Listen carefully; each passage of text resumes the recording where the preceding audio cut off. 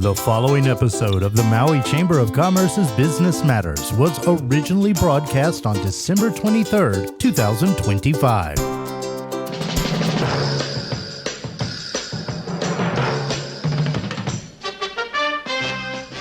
Welcome to Business Matters, brought to you by the Maui Chamber of Commerce. And now here's your host, the president of the Maui Chamber of Commerce, Pam Toonpop. Good morning, Pam. How are you today? I am excellent, Gary. Good morning. How are you? Very good. Very good. Got all my Christmas shopping done. Well, actually, I did none, but it's all done. I was just going to ask. I got to say, I've got just a few gifts left. I got mine done sort of early this year, but then realized, there's a few more things I wanted to go pick up. So hopefully, I'll be shopping local and bringing in a lot of new things into the house in the final hours. Yay, that's good. Yeah. Shop local. Shop local. Yeah. If I did shop, I would shop local. That's right. Shop local. And it's still, for those listening, you can still shop with all of our Made in Maui County Festival vendors from this November's event at madeinmauicountyfestival.com. So there's still time to shop local with local vendors who are making the products right here in Maui County. So just go to madeinmauicountyfestival.com. It's a great way to shop local. And, there's a lot of exciting things happening coming up this year and a lot of news that we want to share today. So today's going to be a different show, Gary. Today I'm going to share a little bit about what's happening in our economic health and talk to everybody about gearing up for the legislative session coming up in January. And then I'm really excited that we're going to connect with Erin Pascua of ProService. And we talked a little bit about CEOs last week when we talked about insurance coverage. But we're going to speak with Erin today and learn more about ProService's services and again, hear about them as a PEO and, how you can best partner with them. So anyway, thank you, Gary, for all you do for our show. We really appreciate you, and I'll just be sharing some news on those fronts today. All right. That sounds good. Thank you. Well, folks, I don't know if you've seen it. I hope you have. We've been sharing it with our Maui Chamber of Commerce members. But the UHERO, the University of Hawaii Economic Research Organization, the acronym is UHERO, and they're widely known for that, came out with a disturbing report. It's an economic update. It was released December 12th, and it is a mid-recession and weak recovery in 2026 projection. So this is, of course, concerning, right, because in an island state with so much going on so many different fronts, and we've been feeling it. People keep saying, our visitor counts are down. Businesses are clearly hurting, not only, coming off of the wildfires and the recovery efforts there, but also just coming off of a strong economic slump that we've had since the wildfires. And so they said Hawaii's economy is continuing to edge into a mild recession. But I want to note, that it's continuing to edge, but we're feeling it a little bit more than continuing. We're feeling like, okay, we've got some tough times here, and with the tourism downturn that they say is now underway, we've been feeling like this has been going on for a while. They're projecting job losses that will occur in a number of different sectors in 2026. They mention that while inflation is currently low, they expect it to rise next year with the tariffs as those continue to pass on through consumer prices.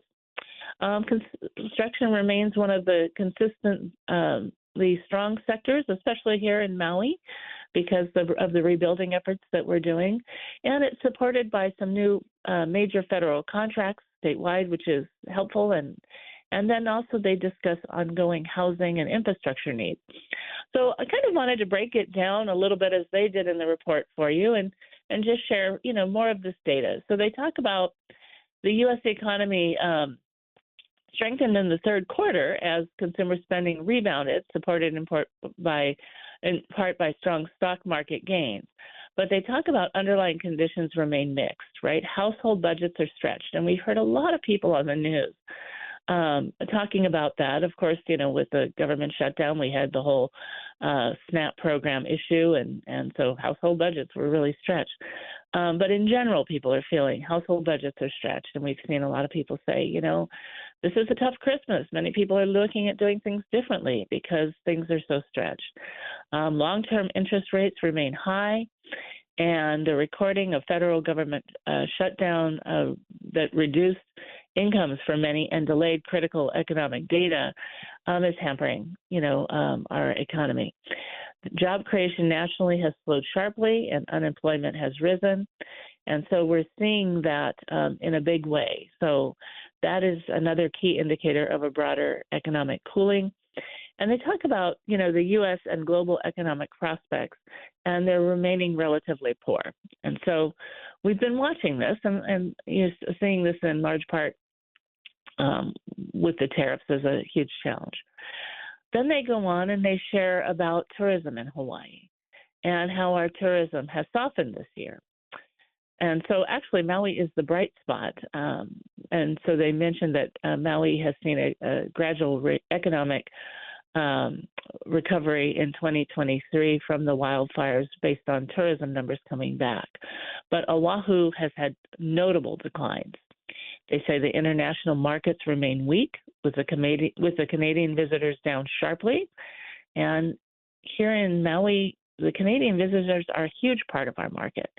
They have a true love for Maui, and many of them own condos and come on a frequent basis. I can tell you from years when I used to get to sell products at the swap meet, I had a great time doing that.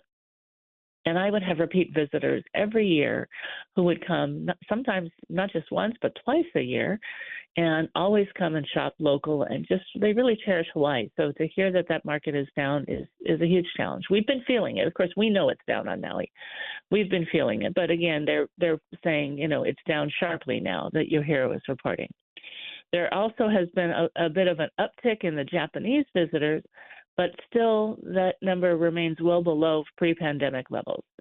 And they're saying that visitor arrivals and average daily census are expected to decline in 2026 before recovering in 2027 and 2028. So again, we are an island very dependent on the visitor industry. And so we've already been feeling the downturn in the visitor industry. We've already been feeling the challenge with not seeing as many of our Canadian partners visit Hawaii during this time. And of course, there's economic policy on that, of course, with President Trump mentioning that he'd like to have Canada be the 51st state. There are issues that surround that, of course, and the tariffs as well. But what we hear mostly is about, that comment about them being the 51st state and making Canada the 51st state, not recognizing their autonomy, was very offensive and also led to some of their national policy. The report goes on and talks about Hawaii's labor market as well. And this is a challenge because it's showing clear signs of slowing. So job postings have fallen, opportunities have narrowed. The federal layoffs, they expect to continue in 2026.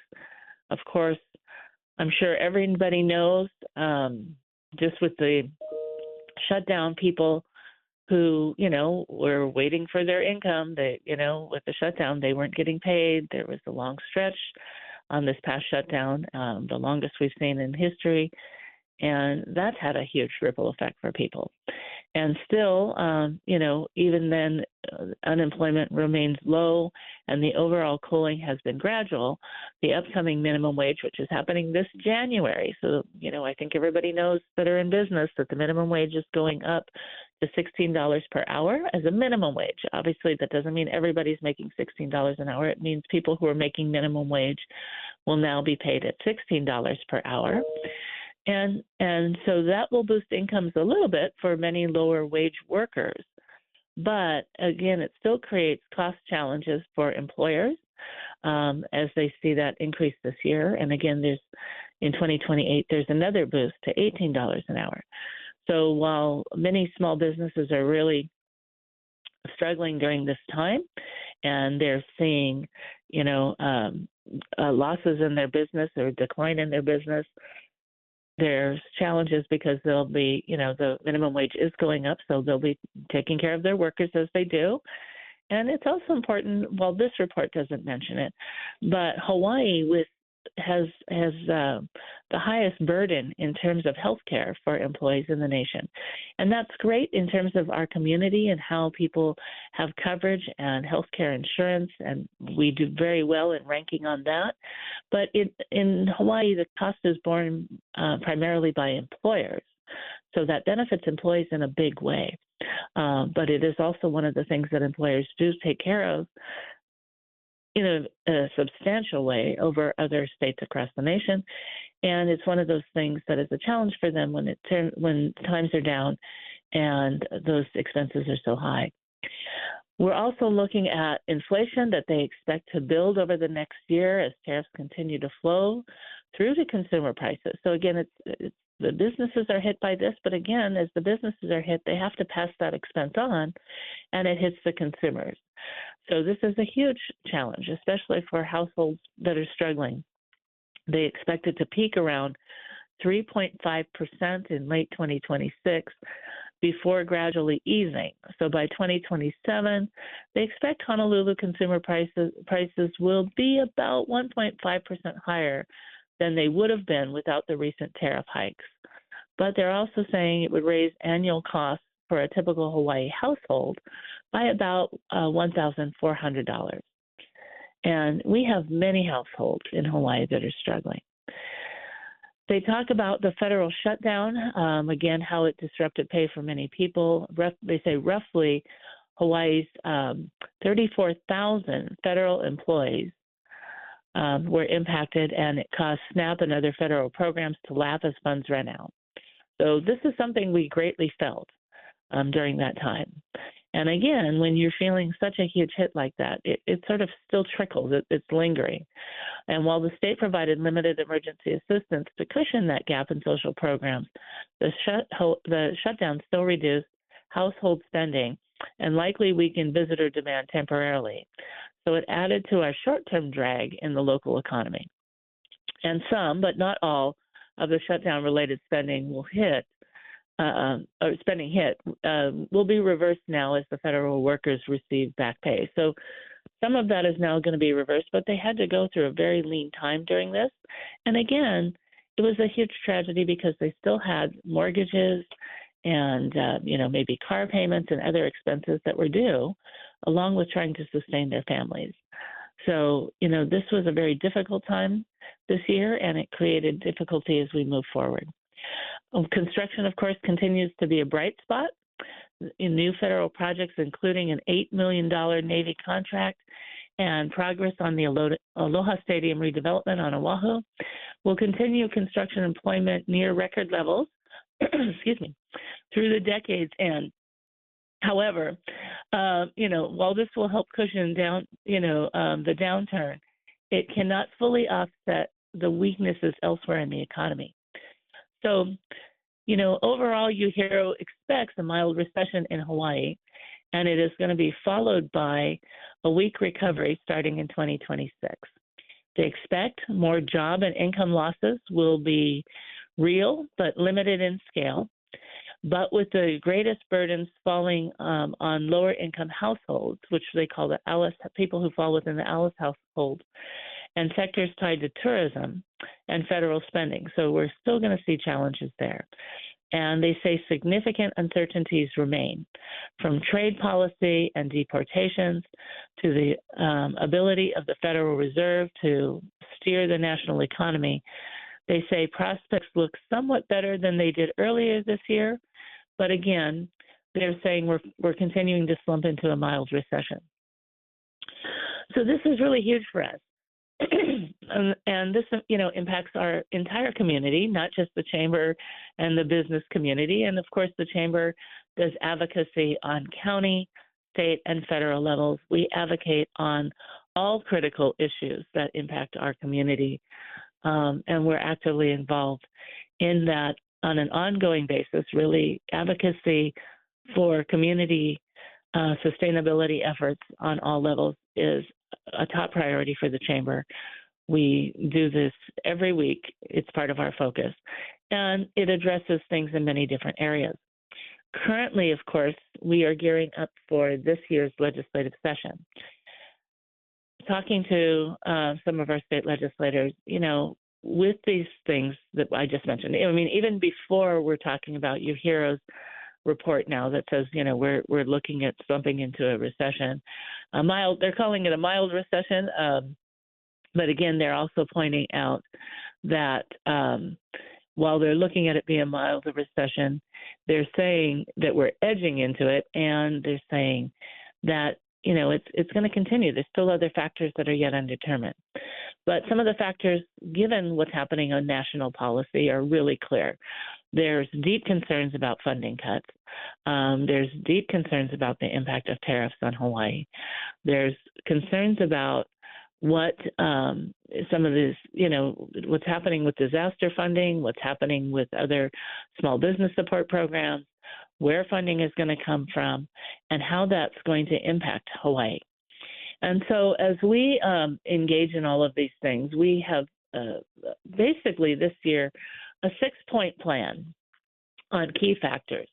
And that 6-point plan is centered around things that we have always been addressing, but, really highly focused on addressing Hawaii's business climate. And I'm going to share a little bit more on each of these and what we mean by that and why we say addressing our business climate.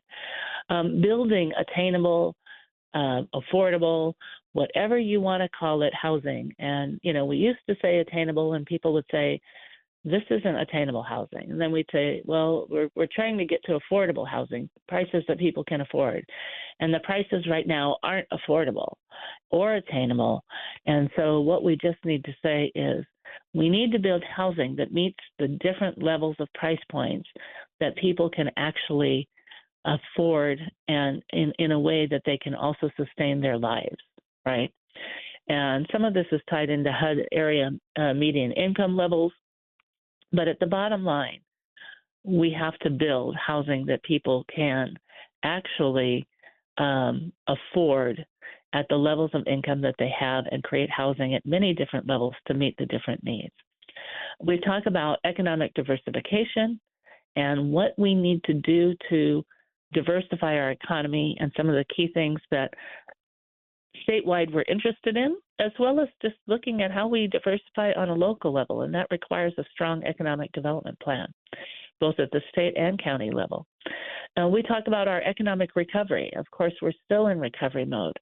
We were in recovery after COVID. We're really in recovery after the wildfires. And so that's going to be long and ongoing. And we talk about supporting small businesses.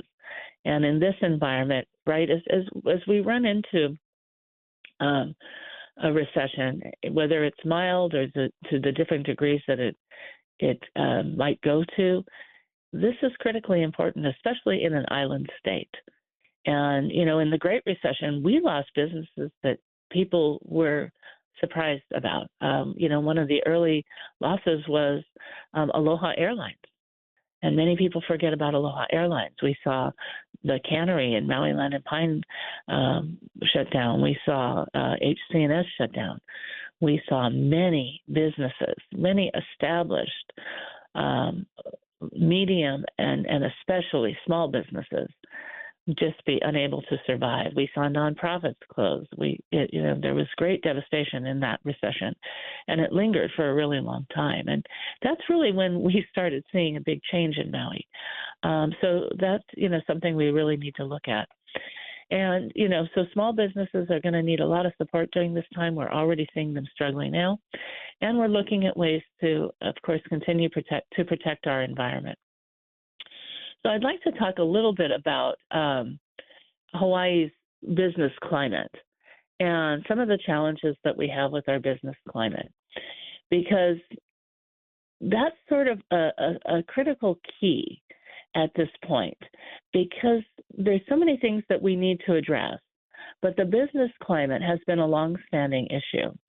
And so the challenges that we rank in the 50th state we rank extraordinarily low in the business climate. So, while we've been addressing these issues for many different years, the problem is that our business environment, particularly for small businesses, requires a multifaceted approach to address taxation, regulatory framework, operating costs that businesses have to address, operational costs that they face, and then support systems.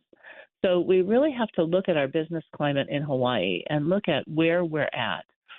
Hawaii's minimum wage in 2026 will be at the higher level. It's not the highest, but compared to other states, it is one of the higher ones.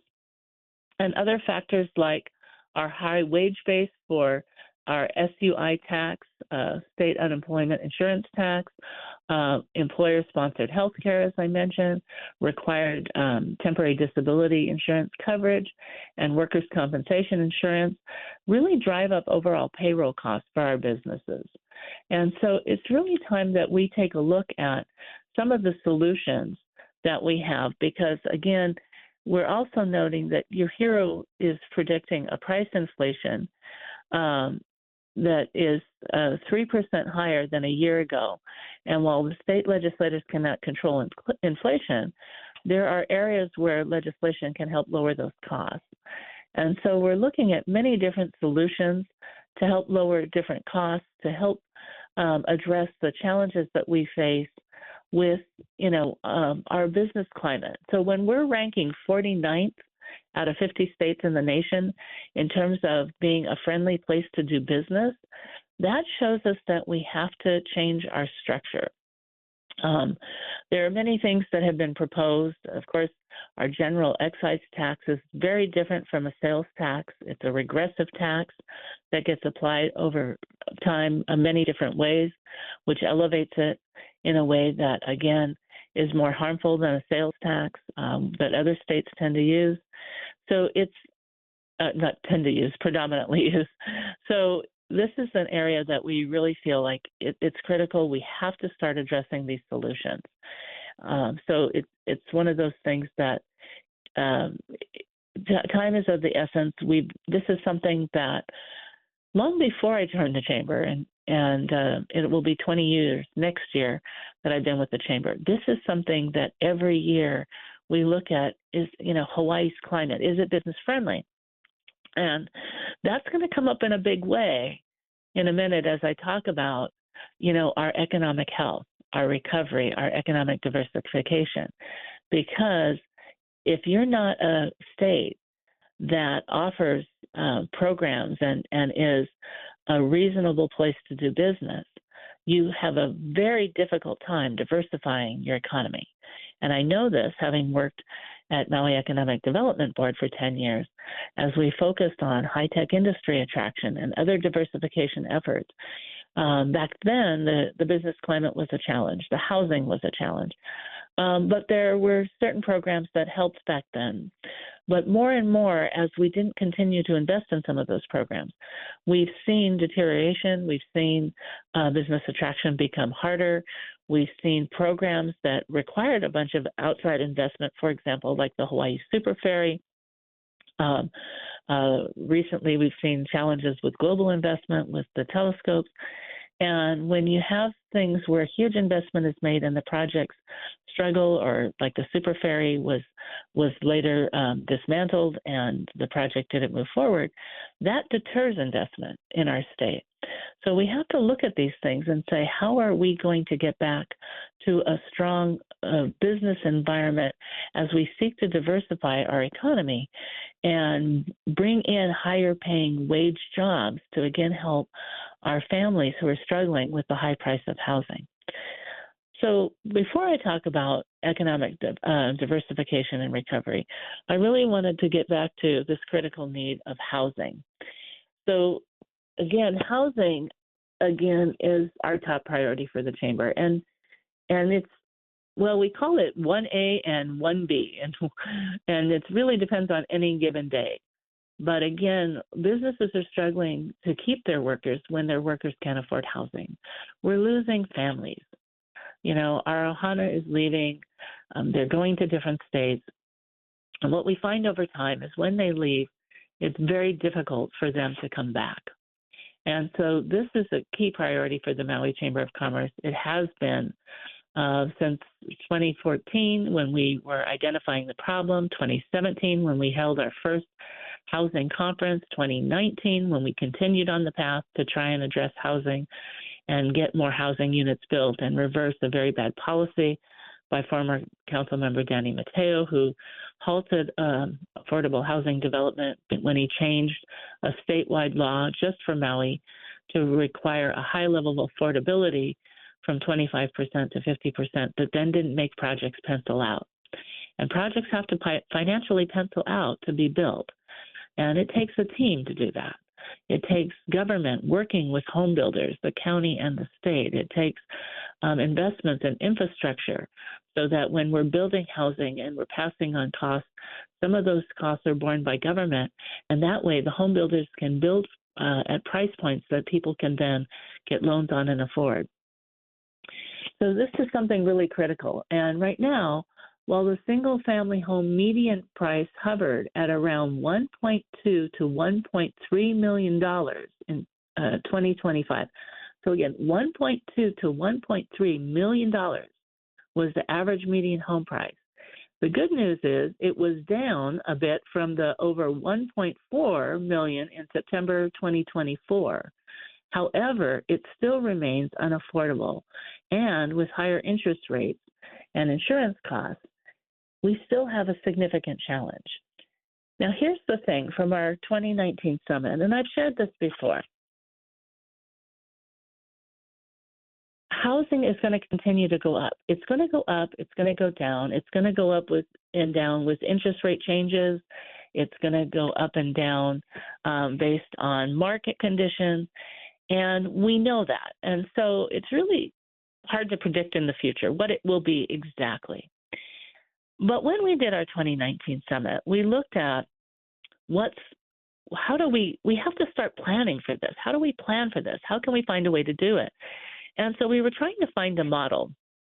And people said, well, because of all the changing conditions that I just mentioned, you can't really get an accurate model.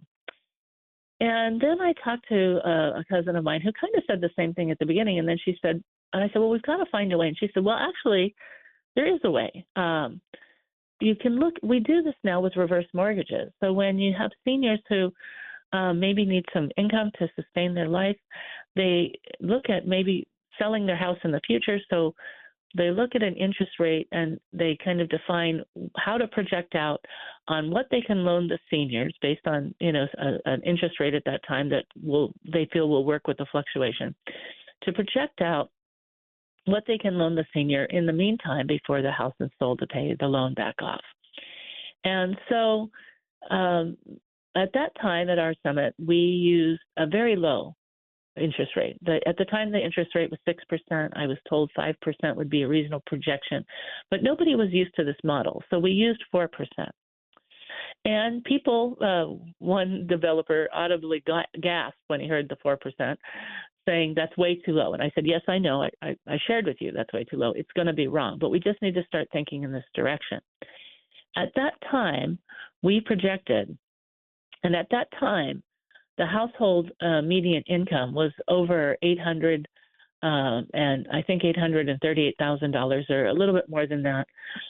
So we were projecting out into the future for the first time that people had heard us do this.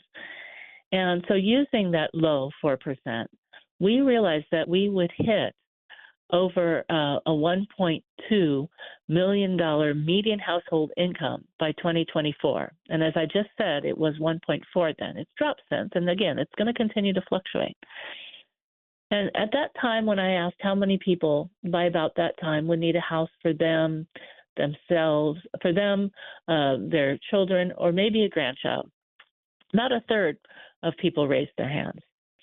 I then asked, 20 years out, if we were looking about 20 plus years out, what would they, so it was 2019, we were saying, by about 2040, how many of you might need a house for yourself, your child, a grandchild, or maybe now even a great-grandchild? And nearly every hand went up in the room.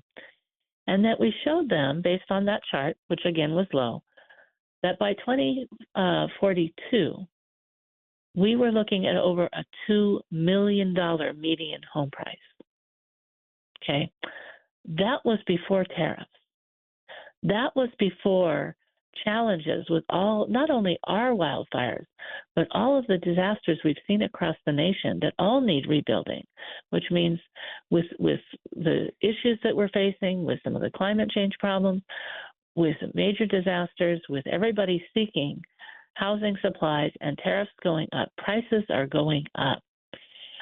In 2024, a Maui County family must have a median income of $247,291 to afford a mortgage on a median price single family home. Okay, so the challenge is, so that was just over $247,000 a median family income. However, the current median family income for many households is $96,000. So how do we get to housing affordability? How do we address this critical challenge? Because that is a significant gap, right? And it's not only housing affordability. And by housing, we're talking about not just where you live, but we're talking about building homes, right? So whether we call it affordable housing, attainable housing, we've got a gap between household incomes and the price of homes. So we have to look at new ways of building homes that will sustain families that can afford homes and desire homes, but are right now at limited income levels. So that's why I say we have to build housing at levels that our people can afford and get to that. And a lot of that's going to be helping to address some of the key costs that go into housing, like infrastructure. But that isn't our only housing, right? How many people in Maui County live in rentals? And those rentals are highly challenged right now. I'm sure everybody has friends and neighbors who are struggling to afford the rentals that they're in. Rental prices have gone up, and they went up dramatically after the wildfires. People are living in very small places, one-bedroom units, that are paying over $1,000 more than they would have paid a few years ago a month. It's a significant challenge. And so we've got to work on doing things that spur development. And, we've got to look at how we can support temporary infrastructure to get some units built right now and find ways to, there are even above ground solutions that you can put in to get people in housing. Yes, they're tanks and they need to be pumped on a monthly basis, but they can be affordable solutions while we build major infrastructure that's necessary. We need to work with county and state on land owned by government and come up with public-private partnerships for housing. We need to fast track, and we're seeing this for the wildfires, but we need to see it all across, Maui for all levels. And we need to, work on the process. And there is a process right now that the state is working on to fast track permitting. It's called the SPEED process. And it's to look at various permits, not just building permits, but they are focusing first and foremost on building permits. And sadly, when the different counties presented, we were behind other counties in the way that they're not only the way that they're doing it, and all have modernized systems, but the length of process. So, we need to work with our government and our state. We need to look at more state and private sector investment in home building. There was something said at the end of Bill 9 by Councilmember Rollins Fernandez about it could take 50 to 75 years to build, about 2,200 homes. And there are many other solutions. There are developers who, maybe aren't talking individually about 2,200 homes, but there are developers and home builders that are talking about building homes, 1,200, 1,500 homes. And when you combine that we're talking way over 2,200 homes. Now, if you had them all trying to do them all together, that might be a challenge on the labor force right now.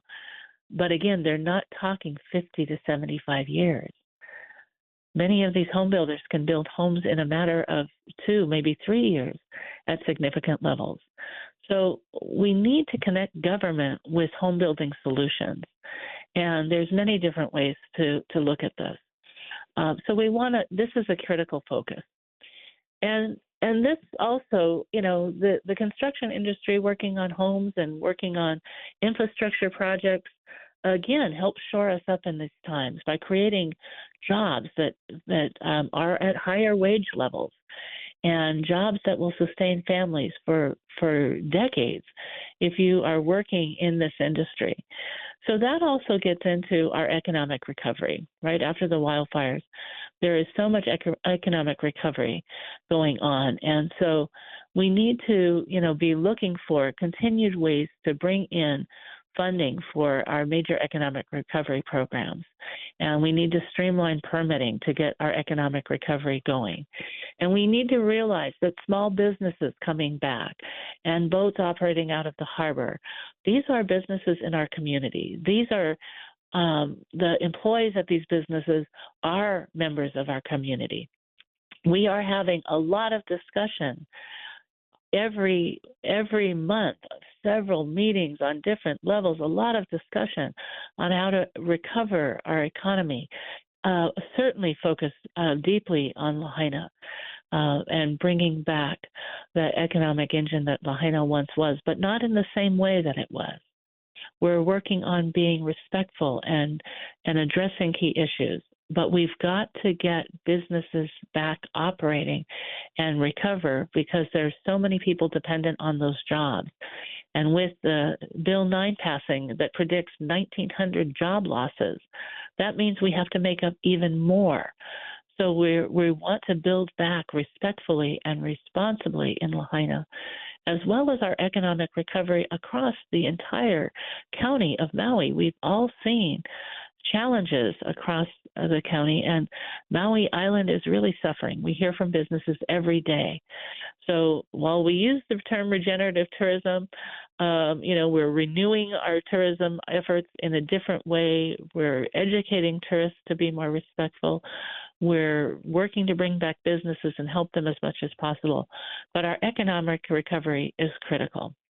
And then we are offering our state legislature a suite of solutions in all of these efforts. We have a variety of solutions, which we'll continue to talk about in the coming weeks as we move towards legislative session. But again, when I said, our economy and housing or for the chamber are sort of 1A and 1B, depending on issues before us on any given day, but always being worked on in the background consistently every day. We, according to CNBC's annual top states for business report, they do a business report every year. As I mentioned, we ranked 49th in terms of being business friendly. So the top states are doing amazing things. So when we're low ranked in categories that include infrastructure, as I mentioned, the high cost of doing business in Hawaii, as I mentioned, where our overall economy is at, which gets into diversification, technology, innovation, and just an overall sense of business friendliness. North Carolina, as an example, prioritizes economic diversity, and they ranked number 1. So as an island very dependent on the visitor industry, you can clearly see that economic diversity is paramount for us. It's critically important that we move to this issue quickly. We continue to work in this issue because economic diversification in ways that also attracts industries that have a higher wage base, that generate higher living wages for our workers and diversified work. That's going to help us also address housing affordability.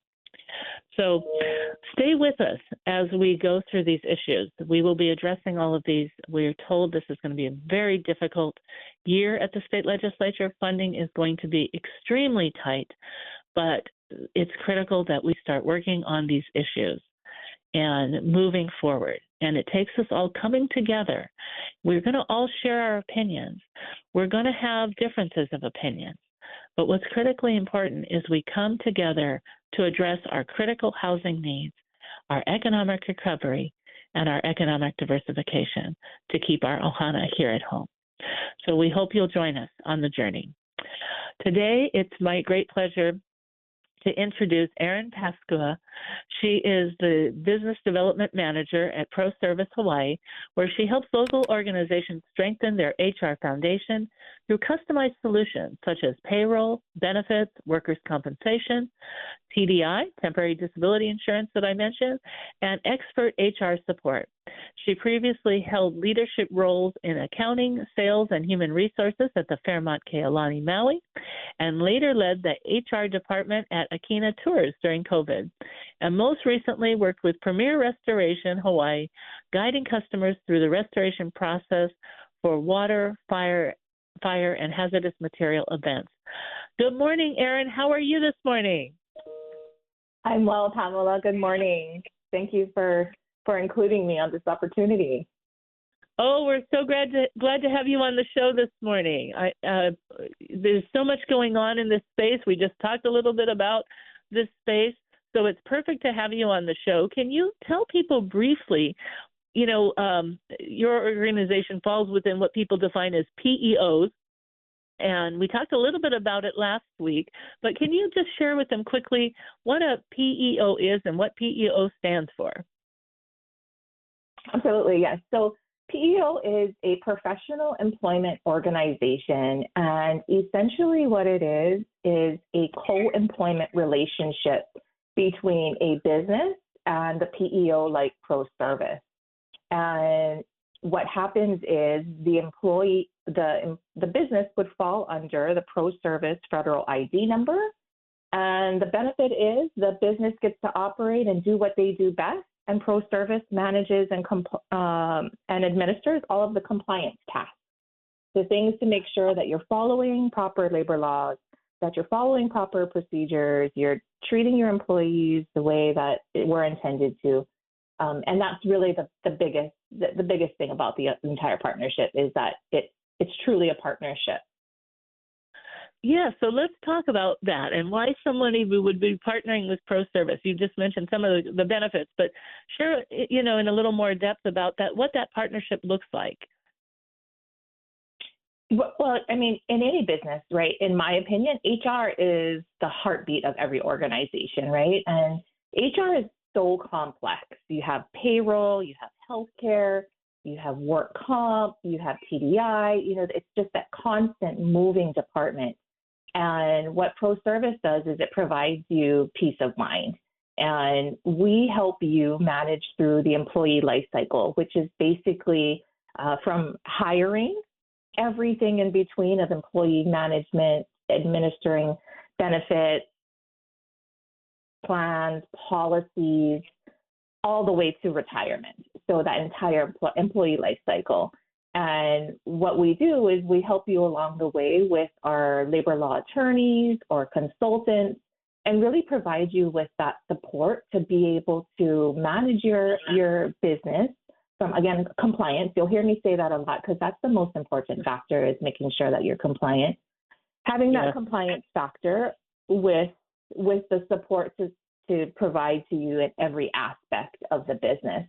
And what it does is it frees up your time. It allows you to be able to operate your business, whatever your business should be. Because when you think about it, most people don't start a business because they want to be an HR manager or manage employees. That comes with owning and operating a business. And very few businesses really have support in that department. Unless you're physically hiring an HR manager, HR is always the last thing that a business really utilizes. And so when you start a business, having that compliance factor, having that support with a labor law attorney or a consultant, or even platforms to help you manage that employee life cycle is key to the success of the organization. Absolutely. And you folks have such a breadth of services. let's talk about what is the perfect business to partner with ProService Hawaii? Really, it's anybody with at least one person.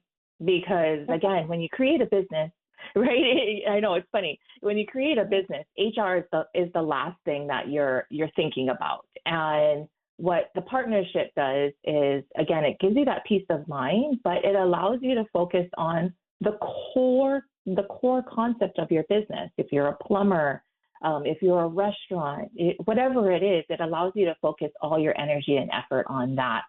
And also, it's the buying power.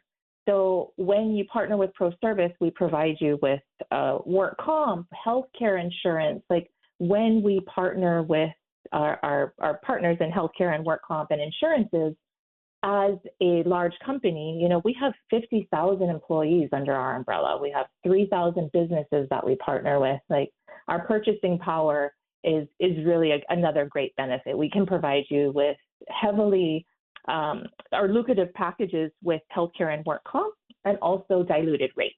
So you're going to see a better rate because of the partnership that we have. Also, the perfect business is anybody who's deciding, hey, you know what? I was 10 employees and now I need to be 25 because I just got this large contract signed. When you go from 10 employees to 25 employees, knowing how to scale up is a key factor, because when you grow your team by more than 50%, you have to have new policies in place, new compliance tasks. You really got to have a plan, a team like that support going from 10 to 25 employees, and vice versa. You just said with the current economy and the Bill 9 passing, 1,900 jobs are going to be reduced. How do you scale down? How do you go from a 30-employee business to 10, right? Are you sure when you're releasing these employees, are you reducing hours, or are you having to eliminate the positions altogether? Are you doing that with compliance, right? So it's knowing those things, how to manage through that, or even the loss of a key employee. If you've had an HR director that's been in their role for 20 years and now they're retaring, do you have succession planning? So it's really any business with at least one employee and as many as 1,000 employees. And that's the flip side, is right. If you have 1,000 employees, you really do need to have an orchestrated team to manage healthcare, work comp, TDI, SUTA, and every employee-related task. Yeah, no, absolutely. Absolutely. And this ties into my next question too, because you're talking about, well, how do you grow up and how do you scale down? And what is your strategy for business growth and helping businesses maintain their business as well as helping you maintain your business in this current economy? Education. I encourage listeners to go to our website. We have a plethora of information. The platform of managing and owning a business in labor laws are changing constantly. Are you up to date? Are you ready for the minimum wage increase as of January 1st? Are you up to date on the One Big Beautiful Bill and how the tax on tips, the tax on overtime? Like, we provide education to our partners, and even for non-partners, you're welcome to visit our website. And that education is a key piece because it's Hawaii, right? We're small, right? In the big scheme of things, Hawaii is very small, and we want to make sure that every business is able to thrive. And so helping businesses have this information so that they can stay and operate in Hawaii. Hawaii is the hardest state to do business in, and the more that we can help and educate and guide businesses is better for us. So having that support, we have trainings as things change, as laws are changing. We do that research. We have our team that is working behind the scenes to make sure that your business is compliant. And who has time for that? Nobody has time for that. That's the last thing, right? Every business is just trying to stay in business. And that's the key benefit, is that we focus on those compliance tasks. We make sure that your payroll, all of your insurances, anything HR related is compliant. And that's the peace of mind that every owner really needs, especially during these types of economic challenges. Yeah, no, it's so true. And again, as you know, as well, and ProService is also active, helping to educate and inform the legislature every year. Laws change every year. Every time, we have a legislative session every year, and every year, sometimes, like this is a biennium year, so sometimes laws that didn't pass last year can come up again. But every year, new laws are passed in many different arenas, and often in the HR arena. So keeping up with it is a constant thing that has to happen, because it might just be a tweak on an existing law, but like the minimum wage, change the minimum wage, or stagger it over several years, like the current bill that we're operating under did. So it's not only knowing about the law change when it happens, like this minimum wage change starting in January, but also knowing, the law went over several years, and I also now have to plan for 2028. So at $18 an hour. So these are things that you folks have been involved in and are actively working to help educate your partners on as well. Yes. Yep. It's not easy. It's not easy. No, and you're right. Yeah. Unfortunately, long before the time that I've been with the Chamber, back even when I was in economic development, so for over 40 years, Hawaii has ranked as one of the worst states in the nation in terms of being a business-friendly environment. We've got it. We're getting to a point where it's critical that we change it, and we're also at a point where it's going to be hard to make some big shifts given what's happening at the federal level. So we want to make sure that everybody not only checks out your website so they can learn more about the education that you provide and all of your amazing services, but that they really get to see a sense of the company there, and they can find you. So tell everybody how they can best connect with ProService Hawaii. So ProService.com, ProService.com, and the website is very informative with previous recordings on the One Big Beautiful Bill, previous recordings on trainings. All of our partners have access to a different platform of training. So reach out to me, Erin.Pascua@ProService.com, or also call me if you need a labor law poster. Fantastic. Erin, thank you so much for joining us this morning and sharing all about ProService Hawaii. I hope everybody's learned a little bit more about the work of the Chamber, the challenges that we face based on, what the UHERO report is predicting, and solutions on how to move forward and help your business. And join us in the legislative session. Ring in and tell us what you'd like us to work on as well. Blessings and best wishes for a beautiful week. A hui ho.